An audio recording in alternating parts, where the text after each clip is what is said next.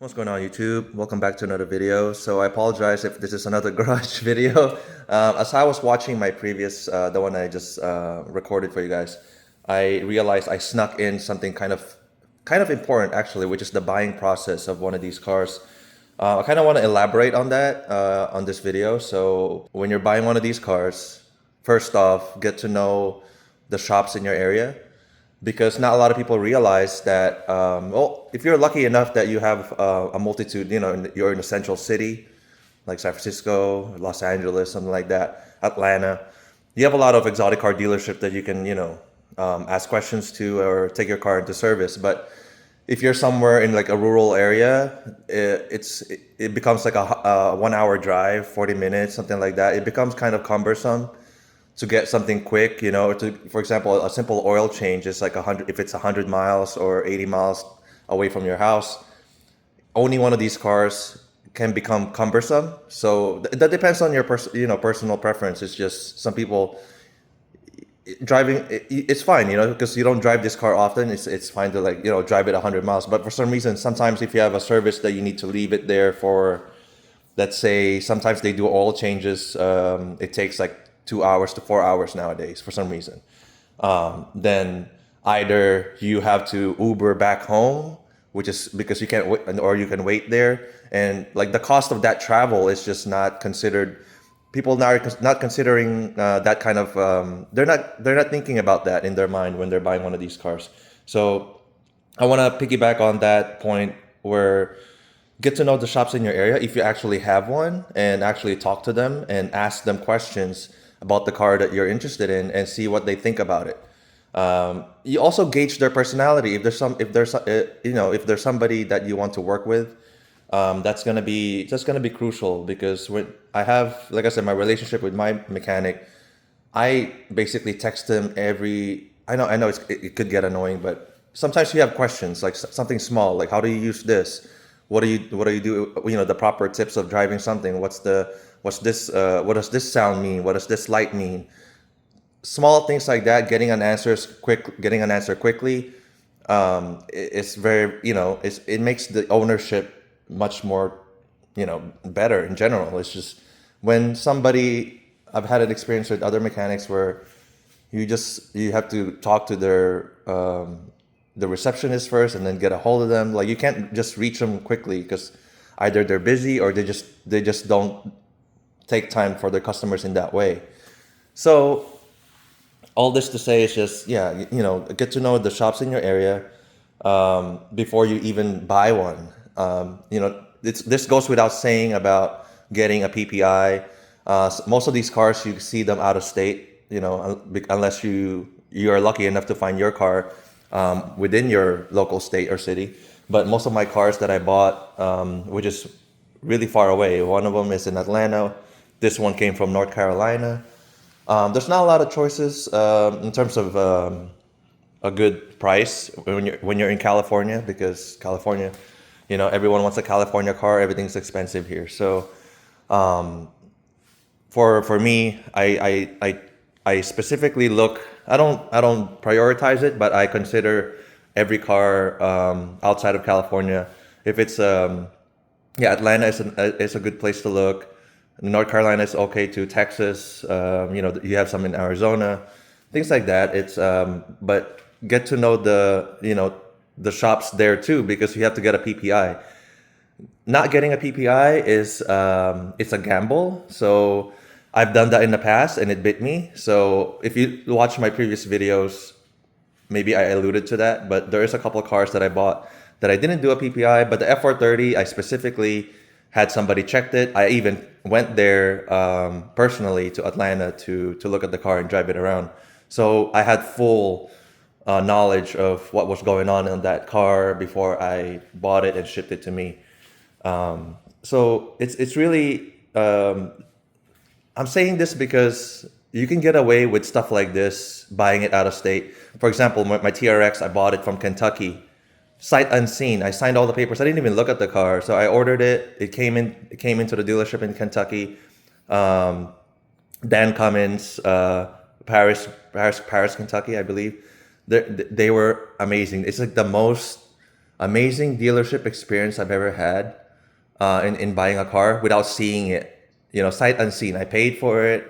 I ordered it over the phone, waited for it to arrive, paid for everything, shipped it, and the first time of me seeing it was when it was delivered to me, and it was spotless. It was delivered open trailer, yeah, open trailer because it's a big truck, but it was like no marks or nicks on it. It was just perfect experience from start to finish. That was the only one. The F430 was rough. This wasn't so bad either, actually, but the GT3 was rough. Yeah, there's some a couple of cars that went through here that I didn't have a really good experience with. So if you can manage it and take the time, I know sometimes it's very hard to fly out to see a car and things like that, but it's gonna come and bite you if you actually it's in hindsight be like, oh, I should have just looked at it first or had somebody check it out. It's one of those things that it pays dividends at the end of the day when you're owning the car. Is sometimes it looks really good, like they present it to you, they show you a video. A lot of dealerships do that now because of COVID. They'll do a virtual tour. The camera does not pick up every single defect. Sometimes it actually makes enhancements on the like how this looks to you right now on the video. It looks perfect, right? There's a lot of defects in like paint on this that you won't necessarily see. It needs to be paint corrected because especially in black, there's a lot of rub marks, the swirls and things like that. You won't see that on video. So if you're somebody that's particular, like they'll give you like, oh, it looks really good. Look how shiny it is, and then you'll give it a pass and say okay. And then when you get it, you'll be really disappointed. That has happened to me because I've trusted a dealership to, trust is you shouldn't just give trust like charity. It's like they have to earn it. So I've been burned a lot in the past because of sometimes I'm impulsive. I want to buy something and I want it now. I don't have time to fly out there and check it out. Like it looks good, I just want it now. That kind of thing. That you got to fight that urge, and you got to just you got to calm down and look at it in it's a business transaction. I know it's emotional because it's your first or another supercar that you want to get, but I know it ruins the experience once you receive the car. Like you've been waiting on it, shipping and all that stuff. You've been waiting on it once you paid for it, and then when it gets here and it's such a total letdown, that kills everything. I mean, you can get over it after a while, but if I can warn you now, like just listen to that advice. So really, because like I said, you can get away with stuff like this if you're buying like, let's say a GR86, one of those cars.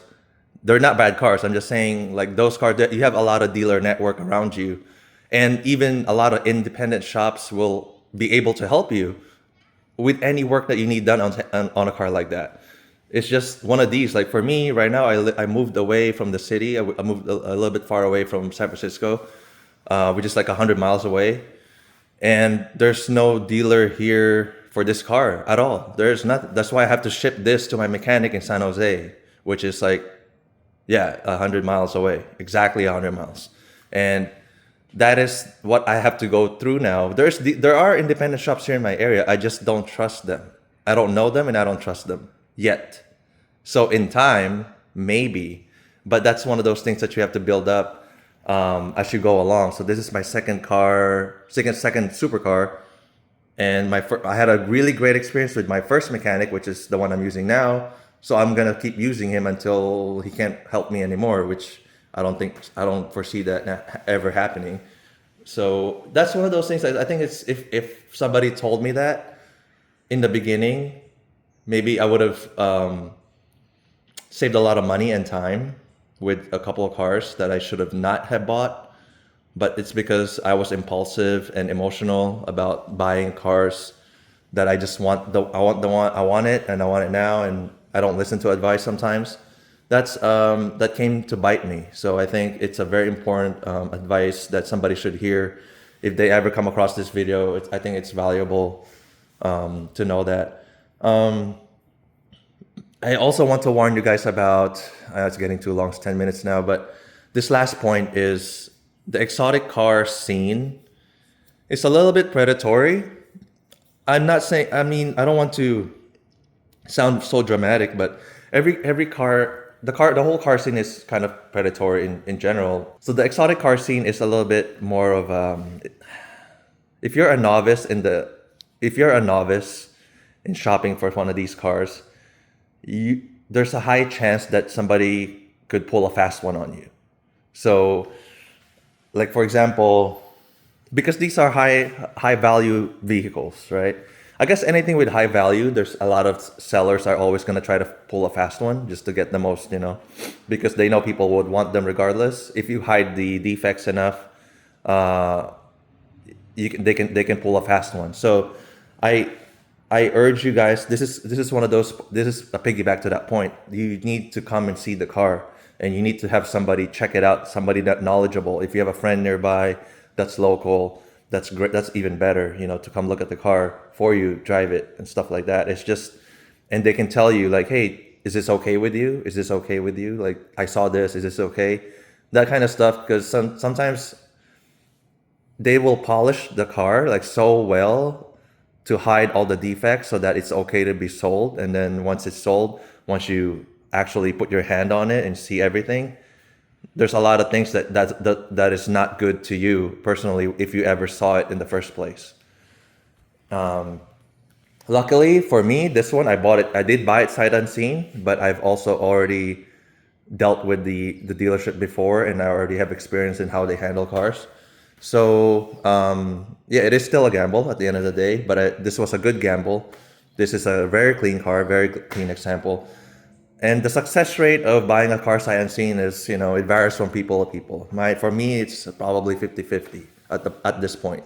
Because like I said, I had a bad experience with, semi-bad experience with the F430, good experience with this one.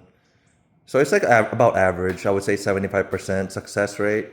I did buy, what else did I buy out of state? I think that's it. This F430, this one. No, my Subaru was from, well, that was a bring a trailer. I mean, they always vet those cars. So, the Subaru was great. GT3 was bad. F430 was okay. So I would say 75% success rate for me in terms of buying out of state, because the TRX was just amazing. So like, it's not like, I never had a bad. I have a good enough experience for me to keep buying cars out of state. So,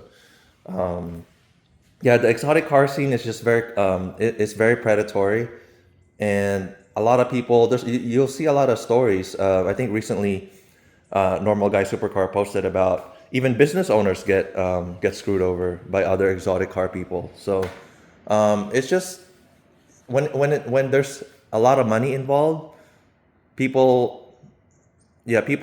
act a different way. So just be mindful of it. So even though this is not super high value, like this is like 100 something, 120, 130, something like that, it doesn't matter. It's like just this genre of vehicles, you just attract. It just for some reason for me, it just attracts kind of like the shady types, and it's really. It sucks because you hear those stories of people like, oh, this is my dream car, and then when I received it had all these issues and it was hidden from me, like it's just, and then titling issues as well. There's not only an issue with the car, but sometimes they'll pull a fast one on. There's going to be an issue with titling, registration.